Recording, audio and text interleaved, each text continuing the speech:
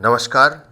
आज परम सौभाग्य का विषय है कि हमारे बीच में परम पूज्य गुरुदेव पंडित श्री कैलाश चंद जी टहरिया साहब उपस्थित हैं। आप भागवत कथा पिछले 40 वर्षों से समूचे देश में करते आ रहे हैं।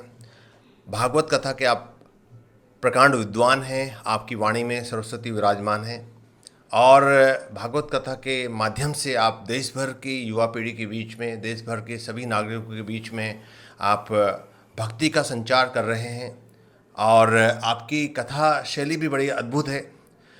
कथा में जब भक्ति का भाव, वैराग्य और आत्मा का प्रेम झलकता है तो श्रोताओं को ऐसा महसूस होता है कि जैसे उनका पुनर्जन्म हुआ है। और मेडिकल साइंस ने भी इसे प्रूव किया है कि किस प्रकार से जब आप ईश्वर के प्रति समर्पित होकर कथा सुनते हैं, अध्यात्म की एक नई यात्रा आरंभ करते हैं, तो आपके मस्तिष्क में, आपके शरीर में कॉर्टिसोल का लेवल कम होता है और डोपामिन, सीरोटोनिन, ऑक्सीटोसिन, एंडोर्फिन जैसे हैप्पीनेस हार्मोन आपके मस्तिष्क से स्रावित होते हैं, जो कि मानव को प्रसन्नता का, संतुष्टि का, आत्मबोध का एक विशिष्ट अनुभव प्रदान करते हैं। मैं रिक्वेस्ट करूंगा आदरणीय गुरुदेव पंडित श्री कैलाश चंद जी टहरिया साहब से कि वो अपनी इस यात्रा के बारे में बताएं कि किस प्रकार से पिछले 4 दशकों से उनकी यात्रा, आध्यात्मिक यात्रा जारी है और किस प्रकार से उन्होंने आज हजारों कथाओं के माध्यम से देश की आध्यात्मिक चेतना का बिगुल बजाया है। पंडित जी, आदरणीय श्री कैलाश चंद जी टहरिया साहब। प्रथम तो इस वीडियो को जो सब देख रहे हैं उन बहुत सभी का बहुत बहुत हार्दिक अभिनंदन। सभी को जय श्री कृष्ण, राधे राधे। देखिए, ये हमारी जो सृष्टि है, जो इस सृष्टि की रचना हुई है, जिसमें आज हम सब विद्यमान हैं, विचरण कर रहे हैं, खा रहे हैं, पी रहे हैं, सो रहे हैं, सांसारिक जो भी कार्य कर रहे हैं, इसमें तो ये सृष्टि हमारी त्रिगुणात्मक सृष्टि है। रजोगुण, तमोगुण, सतोगुण से युक्त है।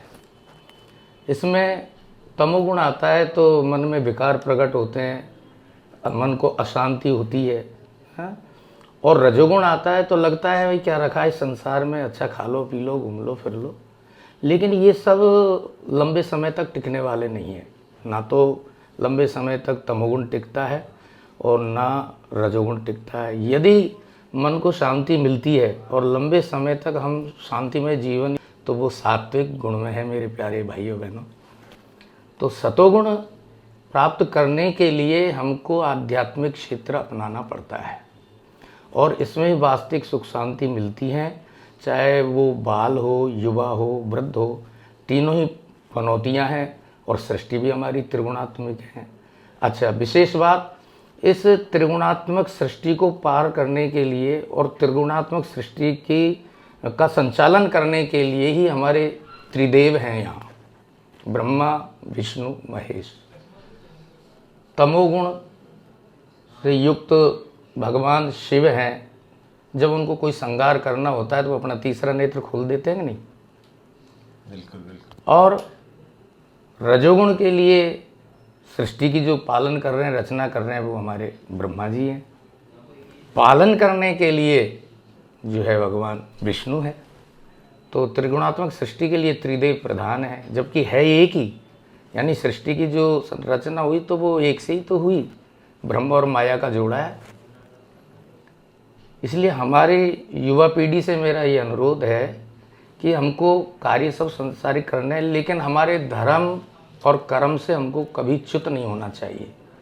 कर्म के कई रूप हैं, धर्म के भी कई रूप हैं, लेकिन हमको कर्म कैसा करना है? कर्म प्रधान विश्व करी राखा, जो जस किया सो तस फल चाखा।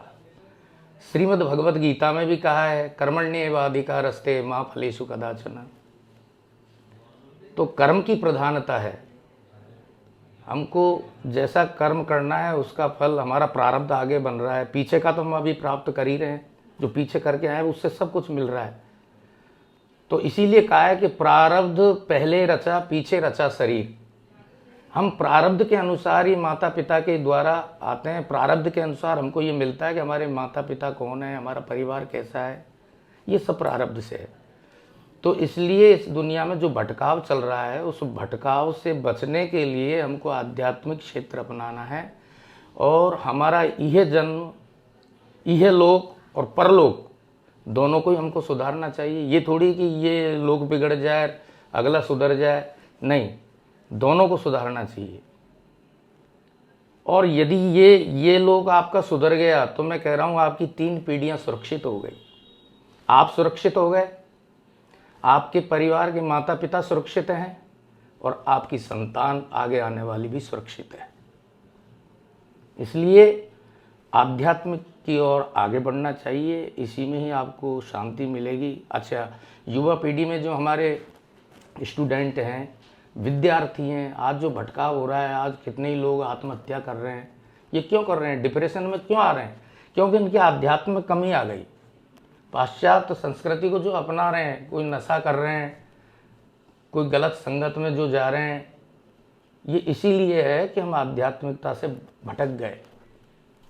आज कितने महापुरुषों की वाणी है, उनको सुनना चाहिए।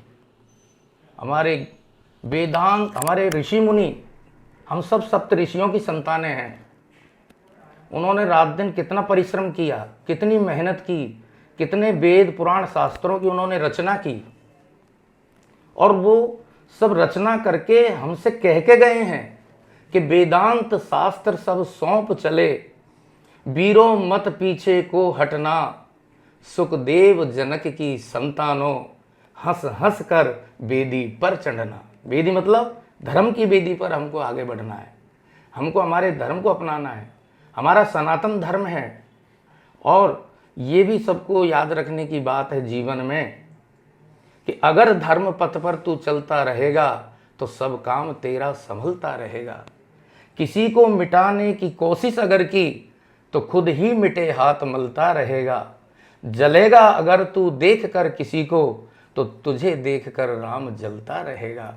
इसलिए बहुजन हिताय बहुजन सुखाय की भावना को हमें चरितार्थ करना चाहिए कि सबका हित हो, सबकी कामनाएं पूर्ण हो। सर्वे भवन्तु सुखिना सर्वे सन्तु निरामया।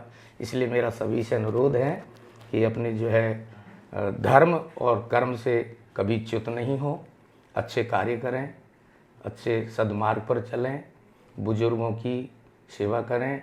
और हमारे जो है डॉक्टर साहब पांडे जी से तो बहुत पुराना हमारा जो है संबंध है, स्नेह है, और मैं तो आपके लिए, पूरे परिवार के लिए बहुत बहुत शुभकामना करता हूँ कि आपने अपना नाम आध्यात्मिक क्षेत्र में भी काफ़ी आगे हैं आप, इसकी मुझे बड़ी प्रसन्नता है। और जन कल्याण कर रहे हैं, हाँ, और रोशनी देना, ज्योति देना, यानी ये चक्षु जो है ये ज्योति है। जैसे ज्योतिष में क्या है, ज्योतिष क्या है? ज्योति। चक्षु तो दिखाई देना, तो भाई आँख गई, संसार गया, दांत गए, सब स्वाद गया। तो ये हमको पूरा संसार का दर्शन करा रहे हैं, तो इनके लिए भी मैं बहुत बहुत साधुवाद देता हूँ। और इनका स्टाफ सब जो है पूरा प्रोग्रेस करें और खूब आगे बढ़ते रहें, देश विदेशों में हमारे डॉक्टर साहब का भी नाम रोशन होता रहें और जन कल्याण करते रहें। इसी के लिए बहुत बहुत शुभकामना हमारे। थैंक यू गुरुदेव, प्रणाम आपको बहुत बहुत आपका आशीर्वचन के लिए बहुत बहुत धन्यवाद। और मैं इस अवसर पर आदरणीय मैडम जी का भी स्वागत करता हूँ जो, और पूज्य गुरुदेव पंडित श्री कैलाश चंद जी टहरे साहब ने कोटा के सभी विद्यार्थियों के लिए, पूरे देश के कोचिंग विद्यार्थियों के लिए एक विशेष संदेश दिया है कि हमें निराश नहीं होना है और मन के अंदर निराशा के भाव नहीं पैदा होने देने हैं, जिससे कि आज विद्यार्थियों में आत्महत्या बहुत तेज़ी से बढ़ रही है। और हम सभी ऋषियों की संतानें हैं और ऋषियों ने हमें जीवन जीने का एक दर्शन दिया है, और वो दर्शन जो प्रत्येक व्यक्ति के अंदर, प्रत्येक विद्यार्थी के अंदर एक जीवन दर्शन बनकर आध्यात्मिक क्रांति पैदा कर दे। इसलिए विशेष निवेदन सभी बच्चों से, सभी कोचिंग विद्यार्थियों से कि आप अपनी पढ़ाई के साथ साथ अपनी जड़ों से, अपनी रूट्स से जुड़े रहें और अध्यात्म को जीवन में अपनाकर आगे बढ़ते रहें। और विशेष 2 पंक्तियों के माध्यम से संदेश कोटा के देश के सभी कोचिंग विद्यार्थियों के लिए कि आदरणीय पूज्य गुरुदेव जैसे ने मेंशन किया कि क्रांति का अध्याय लिखकर क्रांति का अध्याय लिखकर दे गए हैं आप जो, हम कदम उससे कभी पीछे हटाएंगे नहीं, क्रांति का अध्याय लिखकर दे गए हैं आप जो। तो जिस प्रकार से ऋषियों ने, हमारे मनीषियों ने, आदरणीय श्री तहेरा साहब ने जो वाणी के माध्यम से संदेश दिया है, उसके बारे में उसे आप जीवन में उतारते चलें और भौतिक और आध्यात्मिक प्रगति करके इस जीवन को सफल बनाते चलें। जय श्री राधे, जय श्री कृष्ण, जय श्री कृष्ण। जय श्री कृष्ण। बहुत बहुत साधुवाद सभी के लिए, बहुत बहुत धन्यवाद।